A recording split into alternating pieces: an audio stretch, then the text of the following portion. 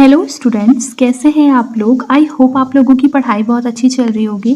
देखिए, आज का जो हमारा टॉपिक है वो है अर्थ मूवमेंट, जिसे आप बोलते हैं भू संचलन। तो सबसे पहले ये बताइए कि भू संचलन होता क्या है।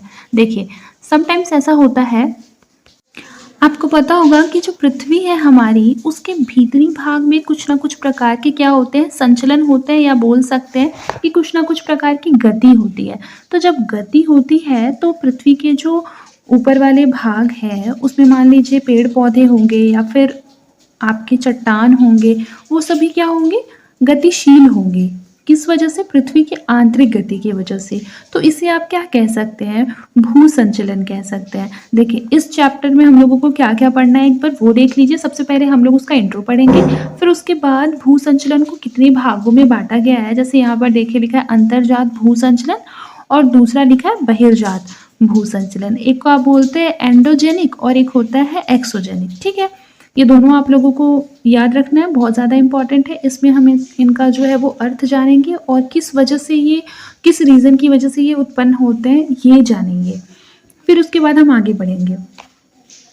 देखिए, यहाँ पर क्या लिखा है कि विदित है, यानी हम जानते हैं कि पृथ्वी की जो ऊपरी सतह है एवं उसकी आंतरिक भाग दोनों क्या है, स्थिर नहीं है, दोनों क्या है, गतिशील है। आप लोगों को ये बात पता है, जो कि भौतिक एवं जैविक सतह को क्या करती है, इफेक्ट डालती है, प्रभावित करती है। अतः इस क्रम में इसका अध्ययन क्या हो जाता है, आवश्यक हो जाता है। पृथ्वी की सतह एवं आंतरिक भाग दोनों कैसी है, गतिशील अवस्था में है, जिनके फलस्वरूप धरातल पर जो परिणाम है वो क्या होते हैं, दृश्यमान होते हैं, यानी दिखाई देते हैं। साथ ही क्या होता है, अजैविक एवं जैविक घटकों को प्रभावित करते हैं। अतः इसका अध्ययन क्या होता है, अपरिहार्य हो जाता है। अपरिहार्य का मतलब होता है आवश्यक हो जाता है, यानी जब कभी भी हम पृथ्वी के होने वाले हलचलों को पढ़ते हैं तो उस वजह से हम पृथ्वी के जैविक और अजैविक क्रियाओं को क्या करते हैं, उसका भी अध्ययन करते हैं। क्यों? क्योंकि पृथ्वी में जो भी आंतरिक भाग में हलचल होती है उसका प्रभाव डायरेक्टली किस पर पड़ता है, ऑब्वियस ही बात है, जो भी अजैविक और जैविक घटक है उन पर पड़ेगा। ठीक है, अब आगे देखिए, आगे क्या लिखा है, आंतरिक भाग में उत्पन्न गतिशीलता को अंतर्जात बल कहते हैं, जबकि सतह के ऊपर यानी बाहर में जो भी इम्पैक्ट पड़ने वाला है उसको हम बोलते हैं बहिर्जात भू संचलन। यहाँ तक आप लोगों को क्लियर हो गया होगा। इसमें कुछ ऐसा था ही नहीं, सिर्फ डेफिनेशन था कि भू संचलन किसे कहा जाता है। फिर उसके आगे हम लोगों ने पढ़ा कि अंतर्जात भू संचलन किसे कहते हैं और बहिर्जात। तो ऑब्वियस ही बात है, जब पृथ्वी के आंतरिक भाग से कोई भी जैसे उत्पन्न गतिशीलता होगी तो उसको हम क्या बोलेंगे, अंतर्जात भू संचलन कहेंगे। और मान लीजिएगा अगर यही सेम प्रक्रिया या प्रोसेस जो है वो पृथ्वी के बाहर वाले सरफेस पर हो रहा है तो इसे क्या बोलेंगे, बहिर्जात भू संचलन कहेंगे। अब हम लोग शुरू करते हैं अंतर्जात से, तो चलिए शुरू करते हैं। देखिए, अंतर्जात में अगर उत्पत्ति के कारण हम जाने कि किस वजह से पृथ्वी के अंदर के भाग में गतिशीलता उत्पन्न होती है, तो ऑब्वियस ही बात है, आप लोगों को इतना पता होगा कि पृथ्वी का जो इनर एरिया है उसमें जनरली क्या पाए जाते हैं, रेडियो एक्टिव तत्व पाए जाते हैं। तो जो रेडियो एक्टिव पदार्थ है उनकी वजह से भी क्या होता है, पृथ्वी में हलचल होता है आंतरिक भागों में। फिर ये क्या हो जाता है, ये जो पदार्थ है उनका विघटन होता है, जिस वजह से यहाँ पर कुछ मात्रा में एनर्जी जो है वो रिलीज होती है, और इस वजह से भी क्या होता है, भू संचलन होता है। ये जो प्रक्रिया है ये डायरेक्टली दिया गया है कि पहले क्या होता है, फिर क्या होता है और उसके बाद क्या होता है। फिर देखिए सेकंड में है कि विभिन्न क्षेत्रों एवं विभिन्न जो एरिया है वहाँ की गहराई क्या होती है, भिन्न भिन्न होती है, जिस वजह से तापीय विषमता का प्रभाव पड़ता है, यानी टेम्परेचर भी क्या होता है, अलग अलग होता है। टेम्परेचर अलग होने की वजह से जो रॉक्स होते हैं यानी जो चट्टान होती है उसमें विषरण और प्रसरण की जो घटना होती है उसके फलस्वरूप भी क्या होता है, ऊर्जा विमुक्त होती है। देखिए, किसी भी टाइप का अगर कोई भी घटना होता है, आप लोगों ने ये साइंस में पढ़ा भी होगा कि अगर किसी भी तरीके की कोई भी प्रक्रिया या प्रोसेस होता है तो उसमें कुछ ना कुछ मात्रा में क्या निकलती है, एनर्जी रिलीज होती है। इतना आप लोगों को भी पता होगा। ठीक है, तो जब एनर्जी रिलीज होती है और वो चीज़ हमारी पृथ्वी के अंदर से हो रही है तो ऑब्वियस सी बात है कि इस वजह से पृथ्वी जो होगा वो गतिशील होगा, जिसे आप भू संचलन कहते हैं। अब देखिए क्या लिखा है कि विभिन्न क्षेत्रों प्लस विभिन्न गहराइयों में आप जाएंगे तो आपको पता है कि टेम्परेचर, दाब, घनत्व और चट्टान की जो पदार्थीय अवस्था है, इन तीनों में ही, इन चारों में ही क्या आएगा, कुछ ना कुछ डिफरेंस आएगा। ठीक है, मतलब सब कुछ एक जैसा तो नहीं होगा, हो सकता है टेम्परेचर बहुत ज़्यादा हो अंदर का या दाब बहुत कम हो, इस तरीके से तो जगह जगह पे हो सकता है ना, डिफरेंट डिफरेंट जो चीज़ें हो सकती है। तो यही चीज़ यहाँ लिखा है कि जब ताप दाब घनत्व में डिफरेंस होता है तो इसकी समायोजन का प्रयास किया जाता है, जिस वजह से भी ऊर्जा क्या होती है, विमुक्त होती है। और ये सारी ऊर्जा जो है वो क्या करते हैं, भू संचलन को और ज़्यादा गतिशील बनाते हैं। अब देखिए यहाँ पर क्या लिखा हुआ है, आप लोगों को मैंने बताया कि पृथ्वी में अगर आप लोग क्रस्ट के नीचे जाते हैं तो आप लोगों को एक एस्थेनोस्फीयर दिखेगा जो कि मेंटल का पार्ट है, ठीक है, जो कि बेसिकली क्या है, सुघट्य अवस्था में मौजूद है। सुघट्य अवस्था का मतलब जानते हैं आप लोग? सुघट्य अवस्था का मतलब होता है प्लास्टिक स्टेट, यानी कि ये थोड़ा सा क्या है ना, ये थोड़ा सा जो है वो थोड़ी द्रव अवस्था में है, यानी कि ये सेमी सॉलिड है, ऐसा बोल सकते हैं इसको अच्छी लैंग्वेज में कि ये थोड़ा सा सेमी सॉलिड है। तो यहाँ पर सेम यही लिखा है कि जो पृथ्वी है, ये बात आप लोगों को पता है ना कि पृथ्वी का जो घूर्णन है वो पश्चिम से पूर्व की ओर होता है, यानी कि वेस्ट टू ईस्ट होता है, इतना तो आप लोग जानते होंगे। एक बात मैं आप लोगों को बता दूं कि जो दुर्बल मंडल है, जिसे आप एस्थेनोस्फीयर बोलते हैं ना, उसे हिंदी में दुर्बल मंडल बोलते हैं। तो दुर्बल मंडल के ऊपर जो है उसमें भी तो कुछ भाग है पृथ्वी का जो कि ठोस अवस्था में मौजूद है। तो ये कह सकते हैं कि दुर्बल मंडल के ऊपर जो भाग है हमारा वो सॉलिड है, और वो बेसिकली बोल सकते हैं कि दुर्बल मंडल के ऊपर गतिशील भी है, जिसकी वजह से घर्षण के प्रभावाधीन ऊर्जा विमुक्त होती है। देखिए दोनों पार्ट जो है उन दोनों के बीच घर्षण होगा, जिस वजह से कुछ ना कुछ क्या होगी, एनर्जी रिलीज होगी, और इस वजह से भू संचलन की घटना होगी। अब देखिए आगे क्या लिखा है, आर्चर होम्स, ठीक है, आर्चर होम्स एक विद्वान है, उन्होंने बेसिकली संवहन तरंग का सिद्धांत दिया था। संवहन तरंग का सिद्धांत किससे रिलेटेड है, मैग्मा से रिलेटेड है। मैंने आप लोगों को बताया है कि दुर्बल मंडल के क्षेत्र में आग के जो गोले होते हैं बेसिकली वो मैग्मा के रूप में होते हैं, और जब ज्वालामुखी होता है, ज्वालामुखी उद्गार होता है या ज्वालामुखी विस्फोट होता है, तो आप लोगों ने देखा होगा कि बिल्कुल ऐसे ऑरेंज कलर के आग के लपटे जो है वो बाहर निकलते हैं, ठीक है। तो वो क्या होते हैं, वो लावा कहलाते हैं, यानी अगर वो पृथ्वी के भीतर है तो मैग्मा, और अगर बाहर है तो लावा। अब आगे देखिए कि संवहन तरंग का सिद्धांत क्या होता है, ये वर्तमान में सबसे ज़्यादा मान्य सिद्धांत इसको माना जाता है। देखिए मैं इसको आपको इस फिगर से समझाने वाली हूँ। सबसे पहले ये आपका जो है मान लीजिए पृथ्वी का एक भाग है, यहाँ तक से कुछ नहीं करेंगे क्योंकि ये क्रस्ट है, लेकिन ये वाला पार्ट जो है वो मान लीजिए मेंटल है। तो मेंटल में मैंने बताया कि ये जो दुर्बल मंडल है जहाँ पर बहुत से आग के, बोल सकते हैं कि आग जो है वो द्रव्य रूप में कैसे है, मैग्मा के रूप में है, ठीक है। और वो जो है वो धीरे धीरे क्या करता है, यहाँ से ऐसे ऊपर की ओर जाता है, फिर इधर मुड़ जाता है, फिर यहाँ ऊपर की ओर जाता है, फिर उधर मुड़ता है, फिर वापस नीचे आ जाता है, फिर ये वापस नीचे आ जाता है। तो जब ये ऊपर की ओर जाता है तो उसको बोलते हैं ऊपरी मुखी, क्या बोलते हैं, ऊपरी मुखी। और फिर अगर ये नीचे की ओर आता है तो उसको बोलते हैं अधोमुखी। इतना बस आप लोगों को समझना है। फिर से मैं इसको समझा देती हूँ, जब ये जो मैग्मा है उसकी गति जो है ऊपर की ओर जाती है तो उसको बोलते हैं ऊपरी मुखी, और जब नीचे की ओर आती है तो अधोमुखी कहते हैं। देखिए तो ये दोनों क्या हो रहा है, एक दूसरे से दूर जा रहा है, नीचे आने के लिए जा रहे हैं ना, बिल्कुल। तो इसको बोलते हैं अपसरण यानी डाइवर्जेंट। ये दोनों एक दूसरे से क्या हो रहा है, डाइवर्स हो रहा है। डाइवर्स का मतलब होता है अपसरण यानी दूर जाना। बेसिकली आप इसको आसान भाषा में समझ लीजिए कि डाइवर्जेंट का मतलब होता है एक दूसरे से दूर जाना, जो कि ये जा रहे हैं एक दूसरे से दूर, ठीक है। फिर आगे देखिए, सबसे पहले यहाँ पर क्या लिखा है, गहराई जैसे जैसे बढ़ेगी तो टेम्परेचर भी बढ़ेगा। ये तो मैंने आप लोगों को बताया है।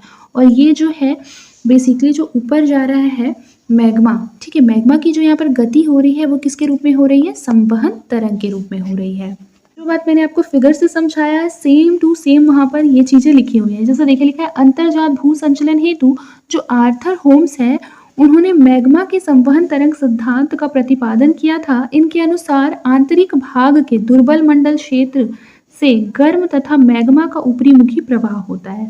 सेम टू सेम मैंने भी यही बताया कि जो दुर्बल मंडल क्षेत्र है वहाँ से गर्म तथा मैग्मा का ऊपरी मुखी प्रवाह पहले होता है, जहाँ से भूपर पट्टी के निचले भाग से वो टकरा जाती है। ये तो क्रस्ट था, यहाँ से क्या हुई, टकराई, टकरा के डायरेक्ट इधर मुड़ गई, फिर यहाँ से टकराई, फिर यहाँ मुड़ गई, ठीक है, और फिर धीरे धीरे करके ये नीचे आ गई। देखिए लिखा भी है, जहाँ भूपर पट्टी के निचले भाग से टकराकर मैग्मा विपरीत दिशाओं में संचरित होती है, जिसे हम लोगों ने बोला डाइवर्जेंट, और क्षैतिज संचरण में कुछ दूरी के उपरांत मैग्मा पुनः नीचे की ओर संचरित होती है। देखिए फिर आगे क्या लिखा है कि इसी प्रकार आंतरिक भाग में जो मैग्मा का संचरण होता है वो क्या होता है, ऊपरी मुखी होता है। जिसे बेसिकली क्या बोलते हैं, अपसरण बोलते हैं। ये चीज़ मैंने आपको बताया। अपसरण अगर आप लोगों को इतना हिंदी याद ना रहा तो याद रखिएगा कि डाइवर्जेंट यानी एक दूसरे से दूर जाना। ये दोनों जो बेसिकली वेव्स हैं वो क्या होंगे, एक दूसरे से दूर जाएंगे, ठीक है, एक दूसरे के अपोजिट, और फिर उसके बाद नीचे आ जाएंगे। देखिए, इसको बोलते हैं अधोमुखी। नहीं तो पहले तो ऊपरी मुखी होगा, पहले सबसे पहले क्या होगा, ऊपरी मुखी, उसके पश्चात क्या होगा, जो नीचे आएगा उसको बोलेंगे अधोमुखी हिंदी में, ठीक है। और जब भी आप ज्योग्राफी का आंसर राइटिंग करेंगे तो इसी तरीके के जो स्टैंडर्ड वर्ड है उसका ही यूज़ करना है आप लोगों को, ठीक है। ऊपर की ओर जाता है अगर लिखेंगे तो एग्जामिनर पर उतना इम्पैक्ट नहीं पड़ेगा, बट अगर लिखेंगे कि जो वेव्स है वो ऊपरी मुखी होते हैं तो थोड़ा एग्जामिनर पर ज़्यादा इम्पैक्ट पड़ेगा। तो ये छोटे छोटे चीज़ जो है वो आप आंसर राइटिंग के लिए यूज़ कर सकते हैं। तो हम लोगों ने ये जो प्रोसेस पढ़ा इसे ही बोलते हैं मैग्मा का संवहन तरंग के रूप में प्रवाह। ये आप लोगों को समझ में आ गया। अगर मैग्मा की संवहन तरंग के ऊपर कोई भी क्वेश्चन आता है तो आप बिल्कुल इसी तरीके से बनाकर लिखेंगे। और ये जो फिगर है ये बहुत ज़्यादा इंपॉर्टेंट है, ठीक है। आप कोई भी आंसर जो ज्योग्राफी का लिखेंगे हर आंसर में आपके 1 से 2 फिगर होना ही चाहिए, ठीक है। उससे एग्जामिनर पे ज़्यादा अच्छा इम्पैक्ट पड़ेगा और आपके मार्क्स के ऊपर भी। अब आगे बढ़ते हैं। इतना अगर आप लोगों को समझ में आ गया तो मैं आगे बढ़ती हूँ।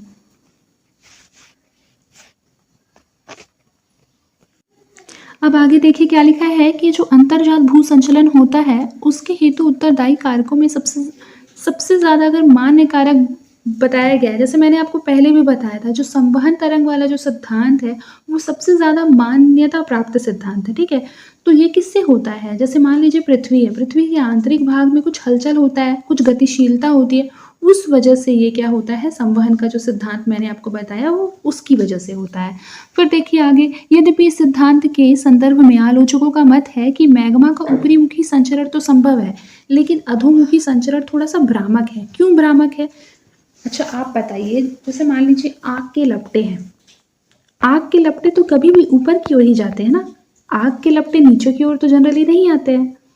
तो इसी वजह से यहाँ पर ये बोला है कि ये थोड़ा सा भ्रामक प्रतीत होता है, यानी विद्वानों ने ऐसा मान लिया। ये मतलब पूरी तरीके से रिसर्च करके प्रूव्ड नहीं हुआ है।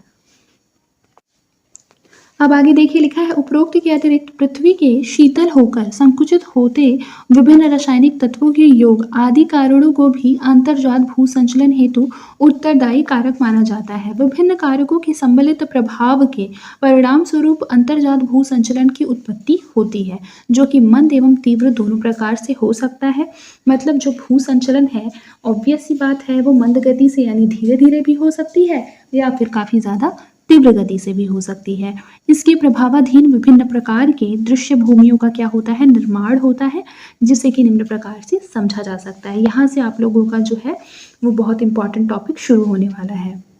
देखिए ये बेसिकली दो टाइप का होता है, एक होता है समस्थितिक और दूसरा होता है सुस्थितिक। दोनों में क्या डिफरेंस है, बहुत इजी वे में मैं आपको यहाँ पर समझाती हूँ। देखिए समस्थितिक का मतलब आप समझ रहे होंगे, दो शब्दों से मिलकर बना हुआ है, एक होता है सम और दूसरा स्थितिक, यानी स फॉर समान, ठीक है।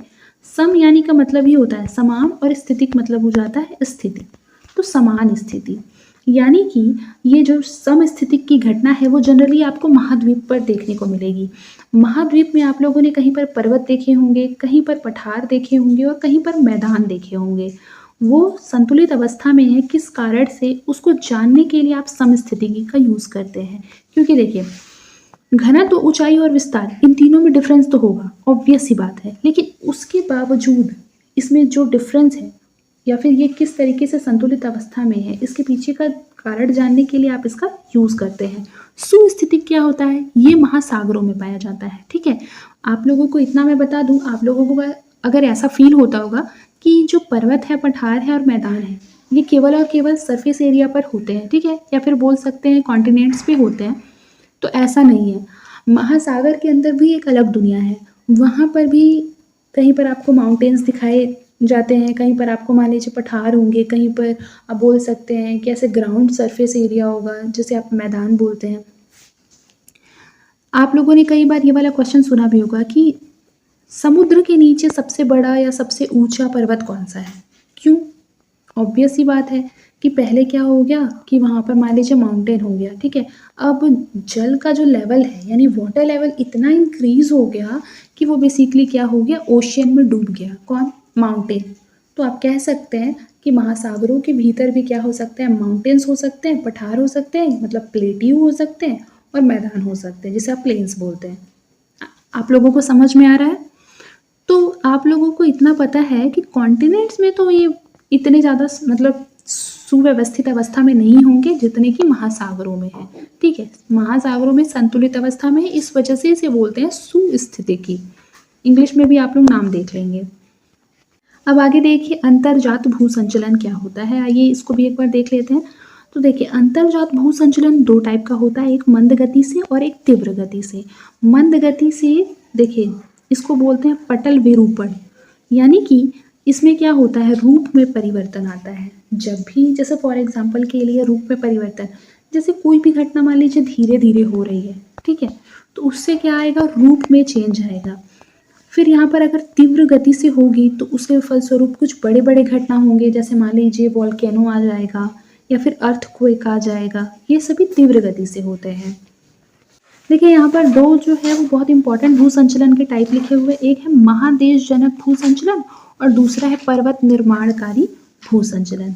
आगे इसको हम लोग देखने वाले हैं, ठीक है, कि ये बेसिक है, आप लोगों का बेसिक्स का क्लास है तो उसके लिए बहुत इंपॉर्टेंट हो जाता है कि मैं आप लोगों को ये जो फिगर है वो अच्छे से समझा दूँ। देखिए यहाँ पर मान लीजिए कि ये एक एरिया है जो ये थोड़ा ऊंचा है, फिर यहाँ पर थोड़ा नीचे है, फिर यहाँ पर थोड़ा ऊंचा है, फिर यहाँ नीचे है, फिर ऐसे, और यहाँ तक ये जो है ये वाटर लेवल है, ठीक है, यानी कि पानी भरा हुआ है बोल सकते हैं।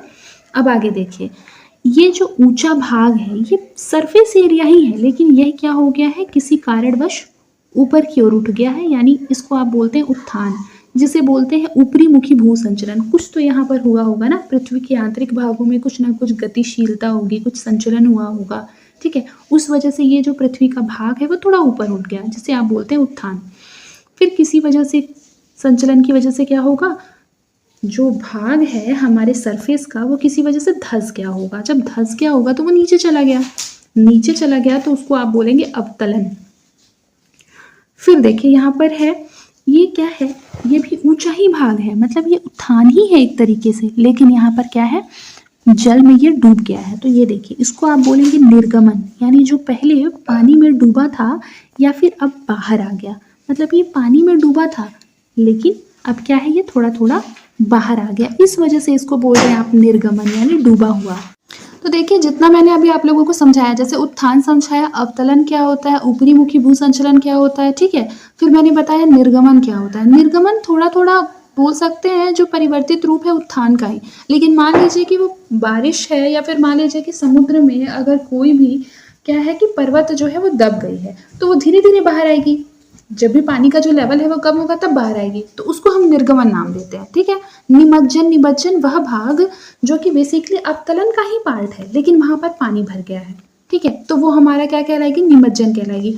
ये जो बेसिकली आप लोगों को मैंने पढ़ाया, उत्थान, निर्गमन, अवतलन और निमज्जन, ये आपस में जुड़े हुए हैं। उत्थान अवतलन वाटर लेवल नहीं है, जो निमज्जन है और निर्गमन है वहां पर क्या है, वाटर लेवल है, इस बात को आप लोगों को याद रखना है। लेकिन ये दोनों देखिए यहाँ पर अधोमुखी संचलन लिखा हुआ है, यानी अधोमुखी संचलन का मतलब होता है कि पृथ्वी के बेसिकली नीचे साइड पर अगर आपकी जो गति हो रही है उसको बोलते हैं अधोमुखी संचलन, और ऊपरी मुखी संचलन किसे बोलते हैं, जैसे कि हो गया उत्थान, हो गया निर्गमन, हो गया यानी कि पृथ्वी का जो सरफेस लेवल है उसके बाहर की ओर जो गति होती है उसको क्या बोलते हैं, हम उसको बोलते हैं ऊपरी मुखी संचलन।